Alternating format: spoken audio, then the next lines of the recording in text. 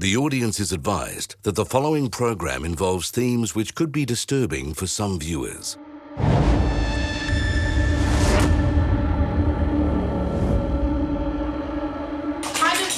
Knew that maybe he sort of liked me a little bit. Yeah. Like I knew that. You know, you just kind of know when someone kind of... But there was nothing to... No. I've got two people going into Linda Reynolds' suite. Foxtrot 4's taking them up.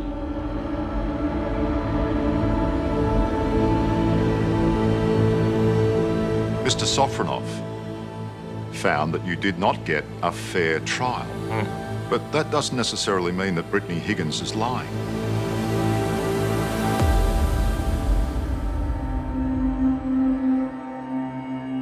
Late last week, not long after Brittany Higgins drove out of this service station, she would post an explosive comment on her Instagram, clearly referring to Bruce Lehrmann as her rapist. Her actions came at the end of yet another tumultuous week of recrimination surrounding the most controversial rape trial in Australian history. The ACT government will consider prosecuting Shane Drumgold, who led the failed trial, for misconduct. The person who broke the original story was Samantha Maiden. She's one of Australia's most respected journalists. In 2022, she won the Gold Walkley for her report on Brittany Higgins' rape allegations. This is a huge honour and I'd like to thank the Walkley Foundation. Samantha Maiden was ground zero here, really. I mean, Samantha Maiden got the story first. I'd love to stand here before you tonight and say that Brittany Higgins and I knew when we first started that story the impact that it would have.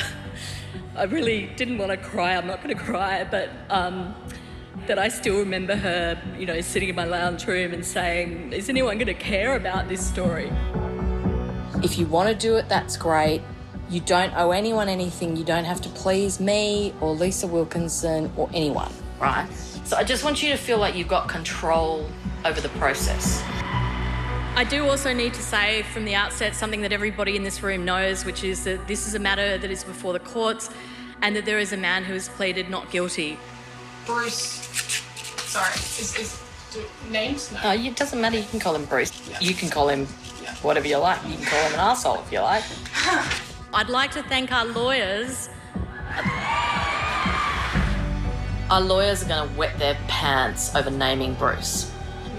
Yeah, but if we don't name Bruce in the story, two things will happen. One is we can just get the story up beautifully. No problem. Two is people will know it's Bruce. You know what? I actually think she shouldn't hand the Gold Walkley back. She should keep it. Keep your awards because you just look like idiots. There's only one other person I think I would like to thank. Clearly it is Brittany Higgins for trusting me to tell her story. The story would eventually lead to the arrest of Bruce Lehrmann and his subsequent trial. As journalists in Australia and overseas... Hello, you've reached the voicemail of Brittany Higgins. Hello, Brittany. Amanda Collins from Q&A. Oh, hi, Brittany. It's Barry Cassidy calling. Hi, Brittany. My name's Lydia. I'm a reporter with the New York Times. It's Michelle Grayson. Clamoured to speak to his accuser. Hey, Britt. It's Erin Molan here. My apologies. It's taken a few days to get back to you. But it would also raise questions about the conduct of some reporters. One of the most courageous women I know, Miss Brittany Higgins. Did journalists get too close? What do you want me to ask you at the press club? What wasn't revealed? Is there anything pissing you off that you need to talk to me about? Grace Teague pissed me off. And was impartiality and the presumption of innocence lost when it came to the accused man?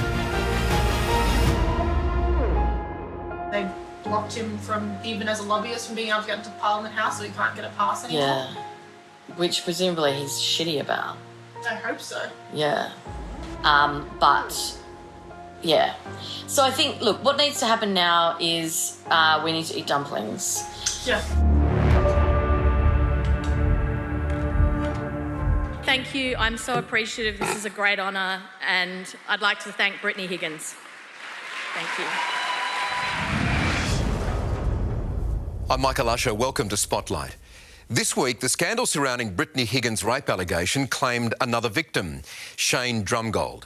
The former ACT chief prosecutor was forced to resign after the Sofronoff inquiry into the handling of the case found he engaged in gross misconduct and denied Bruce Lehrmann a fair trial.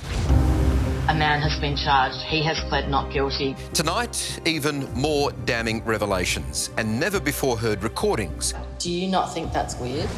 As the senator... It was clearly a set-up from beginning to end. The lawyer... was appalling. Bruce did not get a fair trial. And the accused at the heart of the controversy speak out. I mean, a resignation by Mr. Drumgold, frankly, is not enough.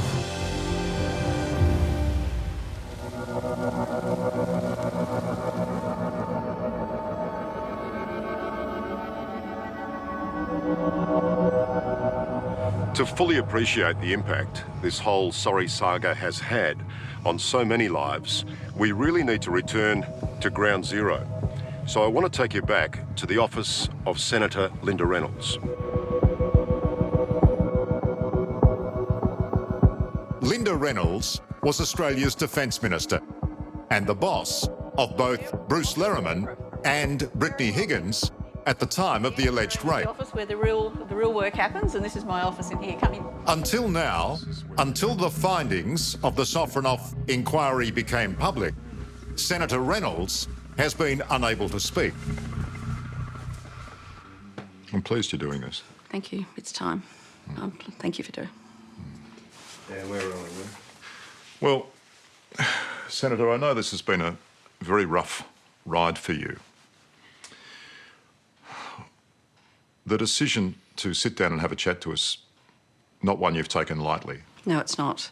But now that we've had the criminal trial, this rather extraordinary civil payment, and now the Sofronoff inquiry report, I think it's time for the truth to be told. Shane Drumgold painted you as a cold-hearted political manipulator. He did. Who couldn't care less about a vulnerable young woman in your own office. That's how you were put in the public light. Did that hurt? Oh, it more than hurt. Reynolds, was that a tough day in court? I think that's one of the things that just completely devastated me, was that the allegations that were aired about me, you know, you cannot think of anything worse, worse allegation to make of any woman, that you covered up the rape of a young woman and one in your office. It wasn't true. It just simply wasn't true. We went up the lift into Minister Reynolds' suite. From day one, I told the truth. How many security guards did you see on the way out? I saw the two gentlemen. When I saw that footage with Lisa Wilkinson on that first day, to see her distress... So yeah, I went to WA. I just couldn't believe what I was seeing. It always sort of came back to sort of being a me issue, and if you can't deal with it, then you can leave. And don't forget, Liam, when it was reported to Fiona, my Chief of Staff, and myself, some 3 days after the incident, it was reported to us just as a security breach. Oh, hi, mate. Bruce Lehrmann here with Minister Linda Reynolds. We've been requested to pick up some documents. Because two staff going in after hours into a defence portfolio office, it was a huge security breach. So that's how we dealt with it. What people possibly didn't know, and what she wouldn't have known at the time, is that that was Bruce's second security breach, if you like, incident. And so after Fiona talked to him about that incident on the night, we let him go. So were there rumours or...? Everyone was weirded out that he had suddenly left, no goodbye, he packed up a box and he was gone. Brittany saw that, and then she went in afterwards, and she was quite rightly concerned for her job, but we made it clear that, she had done the wrong thing, but, if she wanted to stay, she could. We had an acting manager, or we call them chiefs of staff, named Fiona Brown. My Chief of Staff, Fiona Brown, has been utterly devastated by this, and she did everything right. So she came in on the Tuesday morning and asked if the senior colleague and I would go into the office and speak with her. So when did Minister Reynolds speak to you about what happened? So I got a WhatsApp from Fiona Brown indicating that Minister Reynolds would like to have a meeting with me and Fiona on the following Monday. And I kind of expected to walk into Fiona's office where we'd been having all of our other meetings, and we actually went into the room where it happened. You wanted her to go to the police. I did. In fact, there's only two people who I know of who facilitated her going to the police, and that was myself and my Chief of Staff, Fiona Brown. If you had your way, she would have gone straight to the police. On that Friday, before I'd even met her, yes. And that was, she hadn't said that she had been raped. She hadn't said there'd been a sexual assault. But my concern and Fiona's concern was by the end of that week, she had said that she thought maybe something sexual had happened. In fact, the expression she used is he was on top of me. And all of a sudden he was on top of me and I physically couldn't get him off of me. Now, the advice we got is that is not an allegation of rape. Well, she still didn't use the R word, did she? She never used the rape word, ever. And in fact, if you go back and have a look at one of the early stories, that on the first day when the story broke, she's quoted in that story as saying she never used the rape word with us. Well, that was written by Samantha Maiden. It was. Did they offer you any counselling or anything? They gave me one of those EAP brochures. I love an EAP brochure. Oh, God. Fiona demonstrably counselled her, provided her support, had taken her to the AFP, and then gave her an option to either stay working in Canberra, because some of my ministerial staff were staying here, but others were coming back to Perth to campaign with me in Perth. Brittany Higgins told Samantha Maiden that she was given an ultimatum by your office. It was one or the other, so I could take the money and go home, Right. or I could just stay on board. It was a lot to give up for Yeah, it felt something like that wasn't your fault. Yeah. That's pretty That she could either take the money and go home or stay and work on the election campaign. No counselling, no support. Is that true? No. Demonstrably not true. And my Chief of Staff testified to that in the criminal trial. Brittany also tells Samantha Maiden, without a shadow of a doubt, she tells her that you hated her. And she hated me. Right. Yeah. Yeah, she still to this day hates having to be around me. Really? Yeah, so much. You can tell? Oh, it's so awkward. Of course I didn't. Well, you obviously gave her a second chance. Absolutely gave her a second chance because, you know, bright, keen, you know, politically aware, exactly the sort of person that, you know, we want in here. I mean, well, that was me. You know, when I first started working here in this building many years ago, you know, that was me. The Sofronoff inquiry has outlined the fact that the police had a list of what they call discrepancies that they were worried about, fibs, if you like, that she may have told. 18 of them.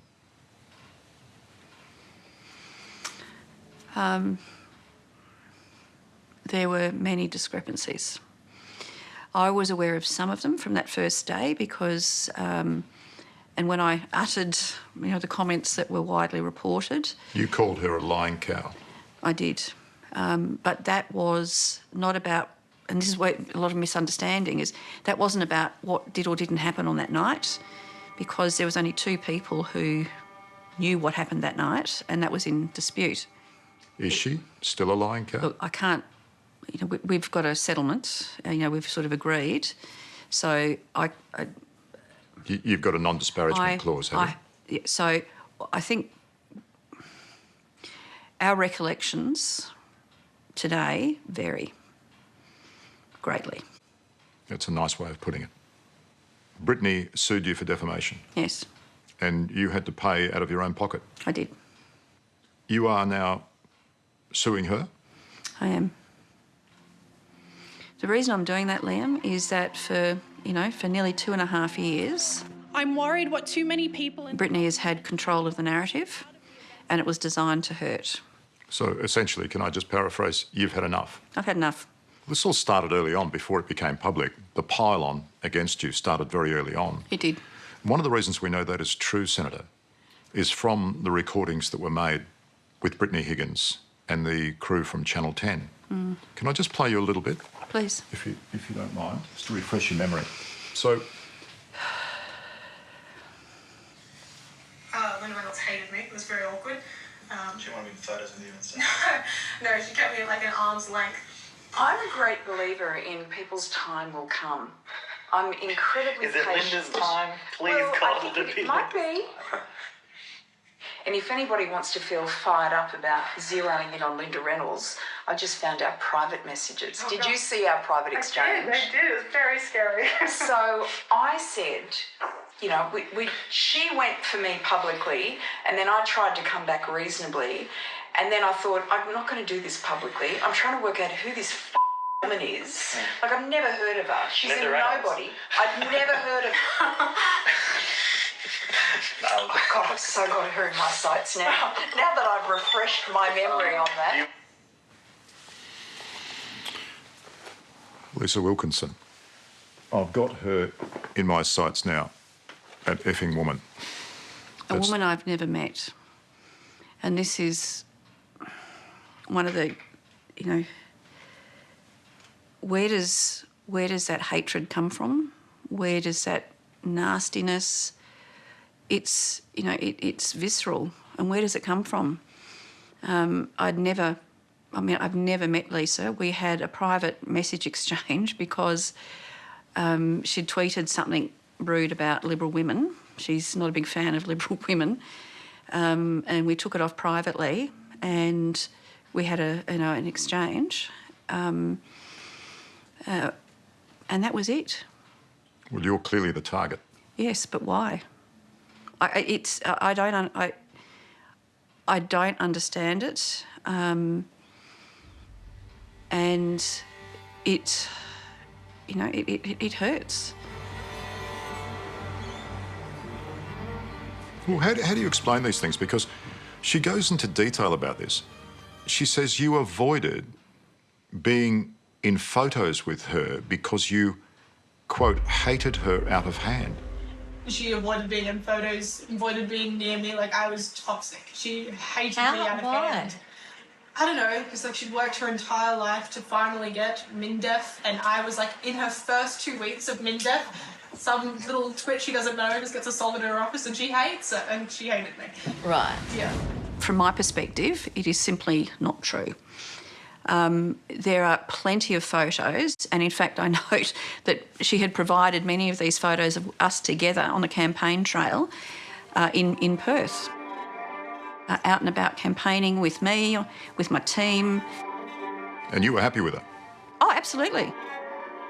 She was young, smart, keen, enthusiastic, and loved politics. So why would she make this stuff up?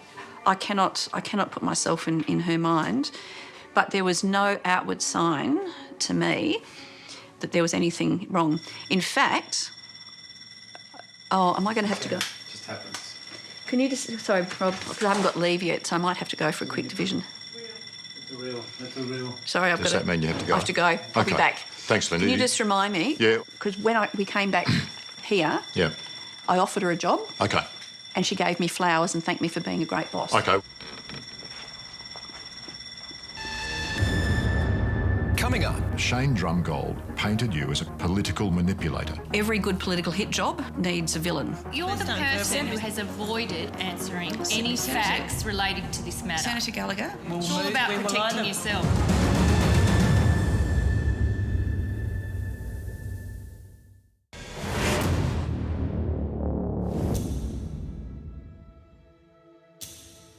In politics and in a democracy, the truth has to matter.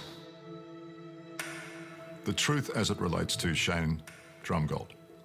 His conduct. Yes. Grossly unethical. Yes. I'll just go through a few of the headlines. Serious malpractice. Yes. Knowingly lied to the Supreme Court. What should happen? to Director Drumgold, in your opinion?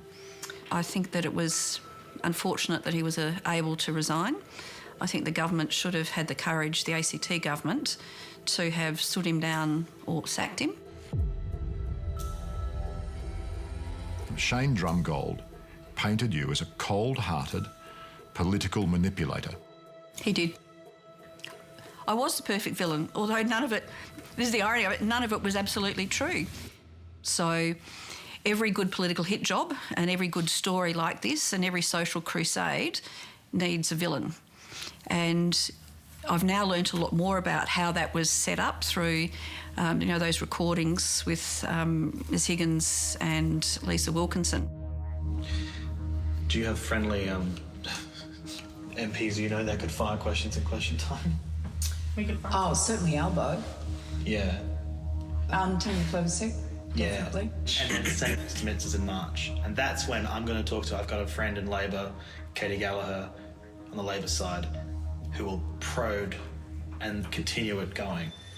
I've got some questions around the termination of a staff member from your office and the meetings that were held across ministerial offices about that termination. So, Senator Gallagher, again, those all not go, they are at the heart. They are not subject. And it was clearly a set-up from beginning to end. And Kimberly Kitching had told me about before it happened, so she warned me out of the,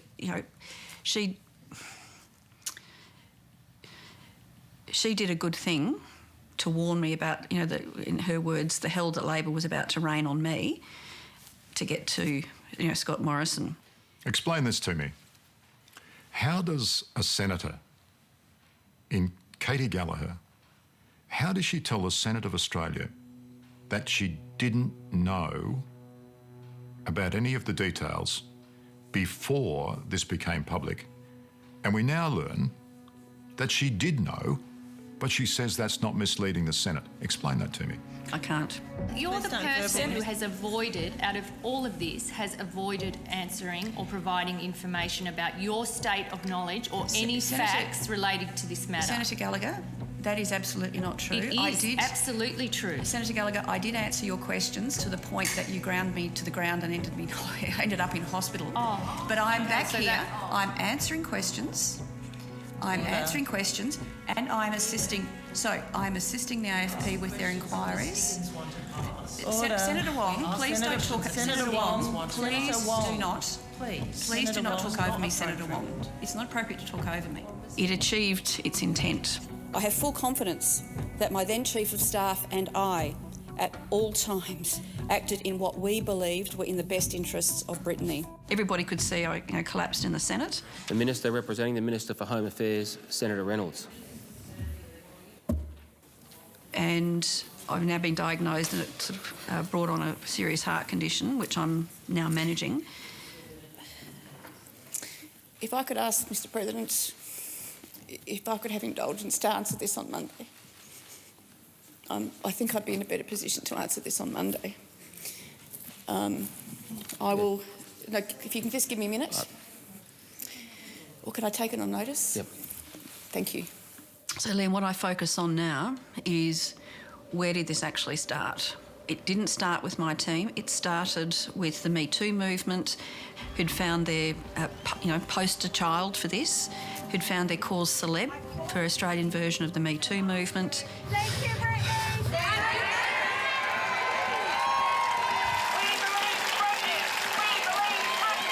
After her alleged rape, Brittany Higgins continued to work for Linda Reynolds, including, later that year, the 2019 campaign that resulted in the re-election of the Morrison government.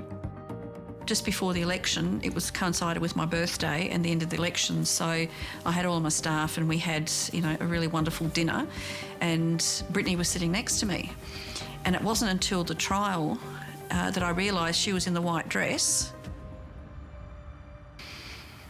that she said she was in that night of the alleged incident. And that floored me because I thought, just a handful of weeks afterwards, that dress was in Perth and it was still being worn. That I could not understand. Well, I think it became patently obvious then from those photographs that her narrative on the white dress was not what actually happened. No, because her recollection was, at the time, as I understand in the court case, that she'd wrapped it up and put it under a bed. That's clearly untrue. Well, I think the photographic evidence demonstrates that that wasn't the case. Which raises one of the major issues for me and for Australian taxpayers. And I'd ask you to comment on this. So she's paid millions of dollars in compensation, depending on who you believe, between $2 and $3 million. Let's call it $2.5 million. In compensation for the way she was treated during her employment. Yes. With you. And Senator Cash. On the basis of a crime that may not have been committed. Yes. And the reason that I'm going to be referring this claim to the National Anti-Corruption Commission is that the Attorney-General of this nation, through the government solicitors, wrote to both myself and Senator Cash and instructed us not to defend ourselves, and that we were not to attend the mediation and we were not to do anything to impede the successful resolution of that mediation in one day. Is it true that Attorney-General Dreyfus told you and Senator Cash that if you did turn up, if you were part of that mediation process, that he would refuse to pay your legal bills? That was a clear implication in the letter, yes. Very clear implication. But how is it possible to have a mediation process on a claim that relates to employment without the people who were the bosses of the employee being present? It's inexplicable, which is why I'm referring it to the National Anti-Corruption Commission. So in short, it stinks. Absolutely. Next. Bruce did not get a fair trial. Did you feel as though you were being kept in the dark in trying to defend Bruce Lehrmann? Absolutely.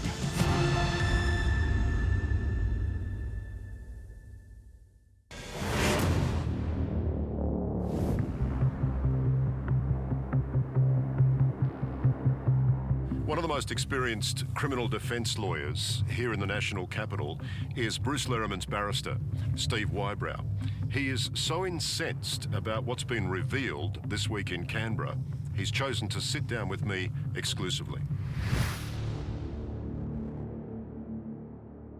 I know in your position it's a significant decision to sit down and take questions. Why have you finally chosen to do that publicly? The criminal justice system is something that's very important to me, and this report that Sofronoff has released and I've had a chance to read now contains some fairly significant findings. You think it goes right to the heart of public interest, do you? Oh, absolutely. Did you print the whole thing? I printed 200 pages. Oh, I did it as 2 to the page. It was about 800 pages. Imagine if he hadn't called for this report. Yeah. Or this inquiry. It's a massive own goal. It's incredible. Well, I'm just more worried about how many other cases there might be out there. Well... You're going to be, I suspect, fairly traumatised by some of the things that were going on behind the scenes that we didn't even know about. Oh, really? So there's more stuff that we didn't know about? It's like the fix was in from the start. We may never have known the full extent of the shady conduct behind the scenes of Bruce Lehrmann's rape trial if Chief Prosecutor Shane Drumgold hadn't demanded an inquiry. Miss Higgins has faced a level of personal attack that I've not seen in over 20 years of doing this work. Bizarrely, he's become its biggest scalp.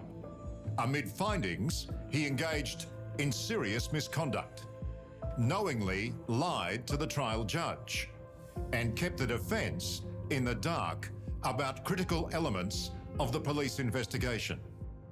Did you feel as though you were being kept in the dark in trying to defend Bruce Lehrmann? Absolutely. How do you describe his conduct?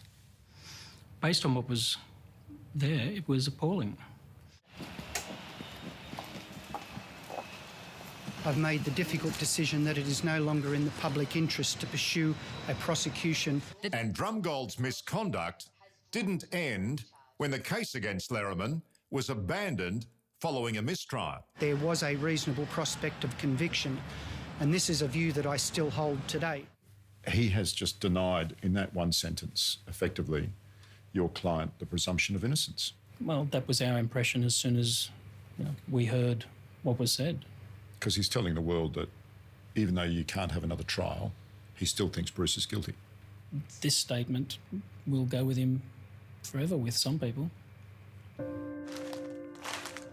We all have heard of cases where an individual police officer has become probably quite genuinely convinced of somebody's guilt and may have, added some extra evidence in or knocked something out that didn't suit the case, genuinely believing in the guilt of somebody, and then subsequently it's found that they were not guilty all along.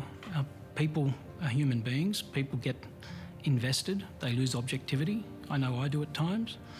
But, even as a defence counsel, your primary obligation and duty is to the court. Somebody asked me, have you ever seen anything like this before? And I said, only in a movie. So you've seen both sides of the law, haven't you? Over a long career. I mean, you used to be a Shane Drumgold, really, in a sense. You used to prosecute rape cases.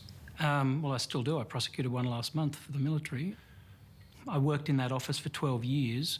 I only missed working with Mr. Drumgold by about 3 or 4 months. And given what a powerful position he was in, do you think Shane Drumgold effectively has abused his power? Well, in that case, for whatever reason, there was a loss of objectivity and there was conduct which is inconsistent with the fair administration of justice. According to the Sofronoff report and my experience, Bruce did not get a fair trial. Oh, God. I'm getting sick of having dinner with you, Bruce. Did you see the Bar Association statement to that? I haven't had a chance to see anything. Pretty damning. Everything about this case has just had an element of surrealness to it. Exactly. Although the findings against Drumgold have offered Bruce and his legal team some cause for celebration, there remain ongoing concerns about the role some journalists played in seemingly convicting Lehrmann well before his criminal trial. Now, there's not an aspect of this case that wasn't influenced by everything to do with the media. Brittany Higgins interviewed the project. Ironically, though, it was one of those journalists who may have saved Bruce Lehrmann from going to jail. The most important work I have ever done. When Lisa Wilkinson gave this ill-advised speech at the Logies last year, it ended up delaying the trial for 3 months and gave Lehrmann's legal team the much-needed time to uncover critical documents Shane Drumgold had been attempting to hide. So safe to say, without that trial being delayed in that manner, Bruce may well have gone to prison. Given the pre-trial publicity and now the conduct that Sofronoff has found was engaged in, to some extent, it's extraordinary that there wasn't a perverse guilty verdict. The fix was in. Things happened. There was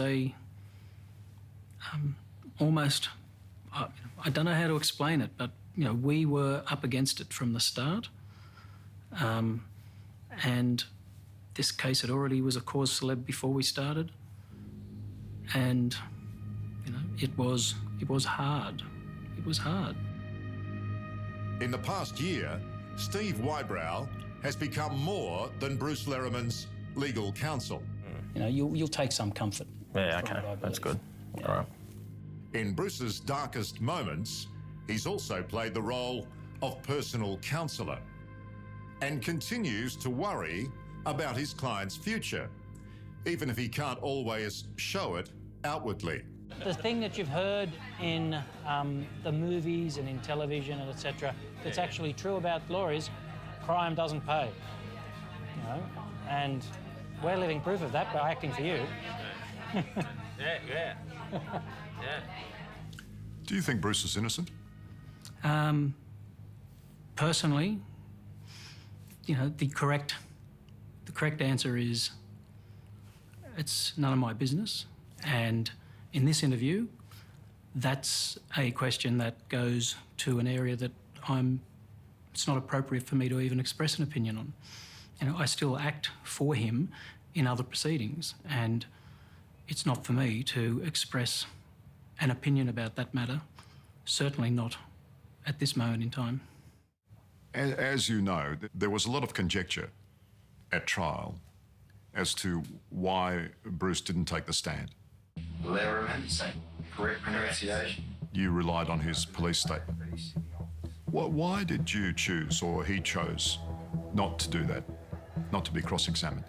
That's one of the issues that has caused a great deal of angst to me about the way it's been discussed in the media, and has, in my view, undermined some of the fundamental concepts of the rule of law in Australia, that anybody is entitled to the presumption of innocence. Everybody is entitled to have an allegation that's laid against them proved by the prosecution beyond a reasonable doubt, and nobody's under any obligation to say or do anything in their own defence. I was required to tell the truth under oath for over a week on the witness stand and was cross-examined at length. Brittany Higgins made a big deal out of that in her speech afterwards, didn't she? My life has been publicly scrutinised, open for the world to see. His was not. So I was put on the stand, I had to answer all my questions, but he didn't. Well, again, I don't want to talk about the specific case, but there has been a lot of talk and a lot of uninformed talk, and it's been twisted as because somebody doesn't give evidence in their own defence, therefore they're guilty. And that's just so dangerous, because it inexorably leads to a train of reasoning, which is prove you're innocent. Well, where does Bruce go from here then? I don't know. It's, to many people, whatever happens in the rest of his life, he will always be the person who raped Brittany Higgins.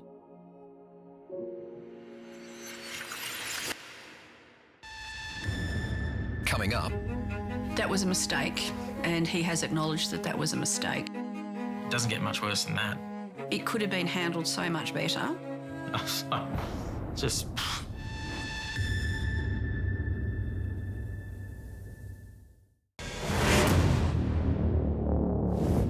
Welcome back. What began as a quiet evening out between government colleagues may end up costing taxpayers almost $10 million. Brittany Higgins has already received a payment from the government, rumoured to be between $2 and $3 million. Now the man she accused, Bruce Lehrmann, says he's launching legal proceedings for millions of dollars in compensation, following revelations that he was denied a fair trial. Got two people going into Linda Reynolds' suite. I was raped inside Parliament House. There's only one truth. Brittany, is there anything that you'd like to say to Mr. Lehrmann? Did you rape Brittany Higgins? Have you? Yep. Okay, marking. Slate rolling. Number 2 rolling. Rolling. 3 rolling. All right. Well, the results are in, Bruce. So They certainly are. So let's look at the net result. Shane Drumgold has been disgraced. But where does that leave you? Well, still in no man's land. I mean, the responses so far have been insufficient.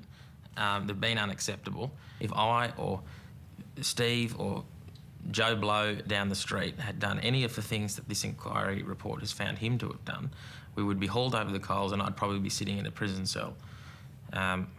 Lying to the Chief Justice is... doesn't get much worse than that. But he's been forced out. He's lost his job. He should have been fired. He should have been fired. Well, with his job also goes his licence to practice. As it should. So he's in a world of hurt, but you want more, do you? Absolutely. I mean, there, on the face of it, there would appear to be some criminal conduct here. But after all you've been through, the threat of jail, you know better than anyone, is a pretty horrible thing. Absolutely. I faced it. You're quite happy to visit that upon Mr. Drumgold. Well, if a federal court judge can go to prison for a year for lying on an affidavit about a parking ticket, I mean, this isn't a parking ticket, Liam. This is someone's life, my life. Is there a hint of bitterness in there too, Bruce? Yeah, well, I'm fired up because he he stuffed my life. Samantha Maiden's article and Lisa Wilkinson's interview proved to be the catalyst that would turn Bruce Lehrmann's world upside down. Anything you say or do may be used in evidence. Do you understand that? Yes. He was formally questioned by police, then arrested, and finally put on trial. In the process, Lehrmann lost his job, his reputation, and very nearly his liberty. Compensation? You're looking for millions of dollars? Oh, no, well, it will have to be a multi-million-dollar claim because I need to consider the very real possibility that I may never work again. Not that I might have 40 years of economic loss. I will never, ever be able to work again. So that needs to be factored in. Well, who would employ you, Bruce? Exactly. I agree. After being smeared and slammed, as I have been for the last 2 or 3 years now. It was found that Director Drumgold denied you the presumption of innocence. But that doesn't mean that you are innocent, does it? Well, I am innocent, Liam. As I said to you last time we sat down, I mean, this entire saga was made up. I mean, if we were able to have a fair trial, and a trial at all, I'm entirely confident that it would have rendered a not guilty verdict, but Mr. Drumgold took that away from me. On the day we interviewed Bruce Lehrmann, indeed, almost at the exact moment he was talking to us, Brittany Higgins was visiting her parents in Byron Bay and posted this provocative message on Instagram. Despite all this, Brittany Higgins is still saying you raped her. That's completely false, and I mean, I'm in a position where we really need to stop giving oxygen to this. I mean... But Bruce, it's very public. She has published on social media this morning, and I quote, talking about the police involved in the case, the federal police, these police never wanted to charge my rapist. That's you.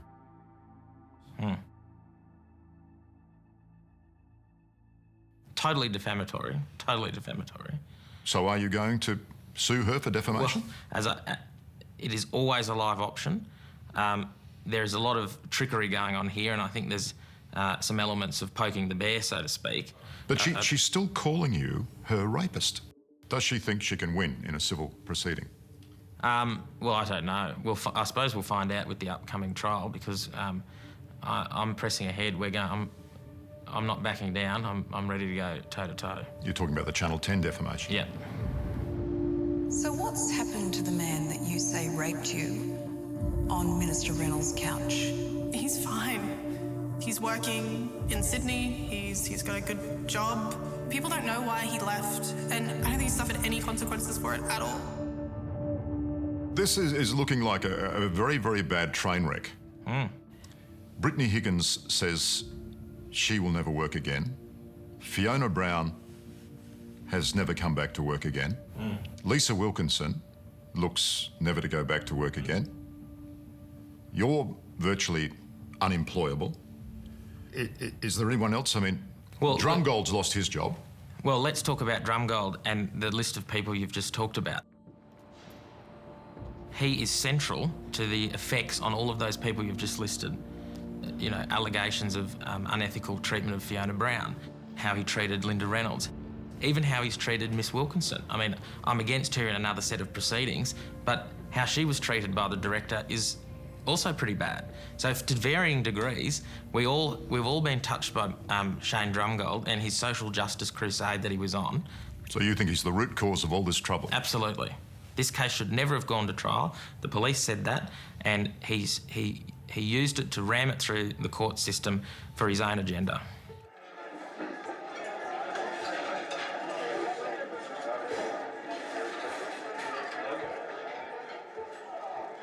Don't you look back and wish, gee, I wish I had just gone home that night. I wish I had knocked on the door, woken my girlfriend up and said, sorry, I left the keys in the office. Oh, not even that, Liam. I probably just should have had my dinner with Austin at the King O Hotel and pissed off back home.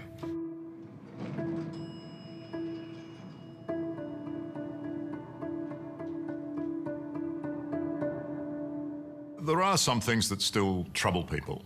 we know from the Sofronoff inquiry report, the police listed something like 18 discrepancies in Brittany's evidence. 18 areas where they thought, hang on a minute, the truth is not right. Yeah, and from a very early point. Yeah. But there are some discrepancies still in your evidence. They did note that as well, and I explained in the last time we sat down the discrepancies in relation to my evidence. Can I ask you about one of those discrepancies again? Because in our original interview, you made the point to me that on the Monday morning back at work, following the early Saturday morning alleged rape, you had sat down with Brittany Higgins and had a cup of coffee. Now, we have since learnt, we have discovered from a recording that was made between Samantha Maiden and Brittany Higgins that Brittany tells Samantha that that morning you didn't talk. She says you didn't even look at each other. So you went into work on the Monday? Yeah. And was he there on the Monday? Yeah. And did you say anything to him? We didn't talk, we didn't look at each other. It was really weird. It was obviously really tense, but I still was in that shock space where it's kind of like, you know, you have a hit, an impact of a car crash, and like the whole world kind of goes fuzzy. It's like that sound, and I felt like that entire day I just wasn't connected to anything I was doing. What's the truth? Well, if what you're telling me is the case, that is entirely false, and the AFP did find that we ended up having coffee on the Monday. So that's just a plain lie. That's black and white, isn't it? And then Brittany Higgins telling Samantha Maiden, you didn't talk, you didn't even look at each other. Yeah, because why would she say that we had a coffee? It doesn't look good for her. On the next Monday after a night where nothing happened, you know, when she's trying to concoct this story. So you say she's telling a fib and Samantha Maiden swallowed it? Oh, absolutely. I mean, Samantha Maiden was ground zero here, really. She also told Samantha Maiden that at the time she was excited to learn that your defence was that nothing happened, as opposed to it was consensual. How you going? Yeah, I'm good. How are you? Good. Look, I just want to alert you to something. Oh, God. No, it is what it is, and I don't think you'd be surprised by it. Yeah. I've got a statement from his lawyers saying that he's going to fight the charges. He basically says, my client absolutely and unequivocally denies that any form of sexual activity took place at all. He will defend the charge. Nothing happened. Apparently not. What a charmer.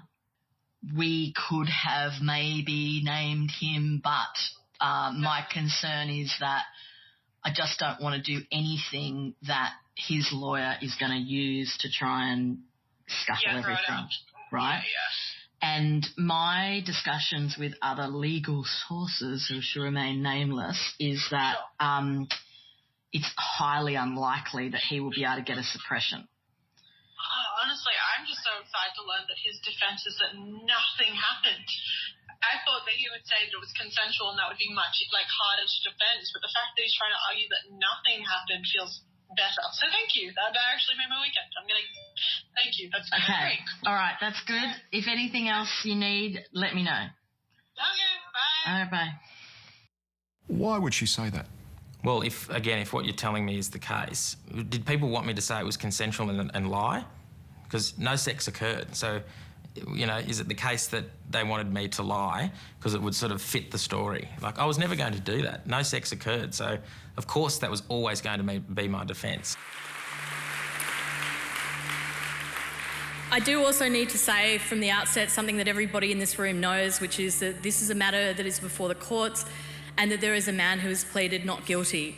And as flawed and as imperfect as the justice system is, you know, I believe in it and I don't want to say anything that would impact on that. Samantha Maiden won a gold Walkley from this story, Bruce. It doesn't get any higher, an award in journalism. It's terrible. But you know what? I actually think she shouldn't hand the gold Walkley back. She should keep it, because the longer that these journalists keep their awards, for these stories that they peddled for the last 2 to 3 years, it really devalues these awards. So, quite frankly, keep your awards because you just look like idiots.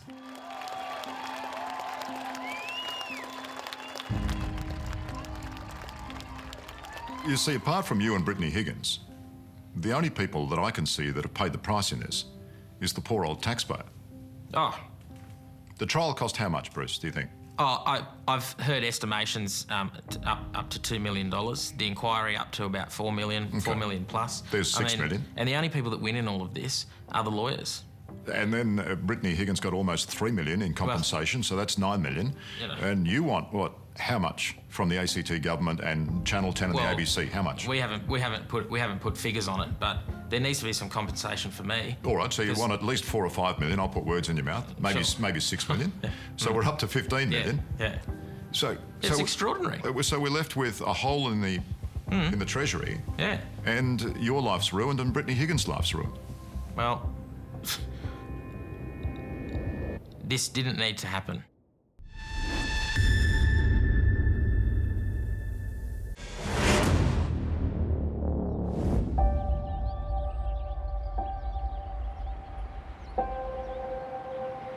I wish none of this had actually happened. I wish that Mr. Drumgold was actually objective and not so politically influenced and didn't commence this in the first place. But, I mean, I've got to make lemonade with the lemons, and that's what I'm trying to do. I'm studying law, I'm trying to get back on with things, and a big part of that has been this report to shed some light on what we always suspected as the defence team. I am sorry. We are sorry. I'm sorry to Ms. Higgins for the terrible things that took place here. This is a stand. I mean, here's a guy who got up on the floor of the House as Prime Minister of Australia and apologised for an alleged criminal act that hadn't even been to trial yet. That was a mistake, and he has acknowledged that that was a mistake. Has he apologised since? Yes, he has. But, you know, personally, privately? Yes. So... Not that that does you much good either. Well, the thing, on reflection, it could have been handled so much better. The height of him as well, to give that speech under the cover of parliamentary privilege, to grandstand in effect because he probably needed the women's vote or whatever for the upcoming election. It just shows the character of the man, and I've got no time for him. 12 months ago, never thought that I'd be potentially feeling sorry for Linda Reynolds or Michaelia Cash. There were things that were said and done about them that, you know, were just unacceptable. In retrospect, it was a failing. If we agree with Mr. Sofronoff's findings that Shane Drumgold acted unethically for a man who was so experienced in the law, what was the reason that someone could be so emotionally invested in this case? Bruce? Well, I don't think that we'll ever know, because I think Mr. Drumgold is too scared to step up to a lectern or sit down for an interview and explain his motives. And yet Shane Drumgold called the inquiry himself. Yeah. It was the ultimate kamikaze act, wasn't That's just, but I mean, this is just, it goes to how deep his head was in the sand. I mean, he thought that the inquiry was going to be really good for him. I was like, just, you know.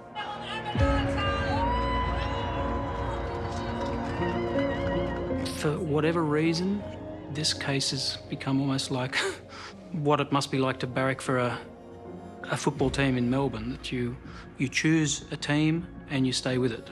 And it doesn't matter what your team does, how well they go, how badly they go, whether they misbehave, whether they're saints or sinners, you follow them through thick or thin. And people have become very tribal in respects to this case and have chosen teams. And there's a lot of people who, it doesn't matter what the evidence is or what the arguments are either way about any issue, haven't got an open mind. I have to ask you this. Did you ever get that Carla Zampatti jacket back? No, I did not. You know, and this is one of the examples. I just thought I'd lost it. And it wasn't until pre-criminal trial that I was shown the footage and asked whether it was my jacket. We can see from the CCTV footage that Brittany wears it home the next morning. Yes, but no, I never got it back. Sorry to laugh. It was claimed in the court case when she was asked that she got it from a charity bin. And it made me laugh because my charity bin was my wardrobe. I don't know too many charity bins that carry Carla Zampatti. Yeah. But no, I haven't got the jacket back.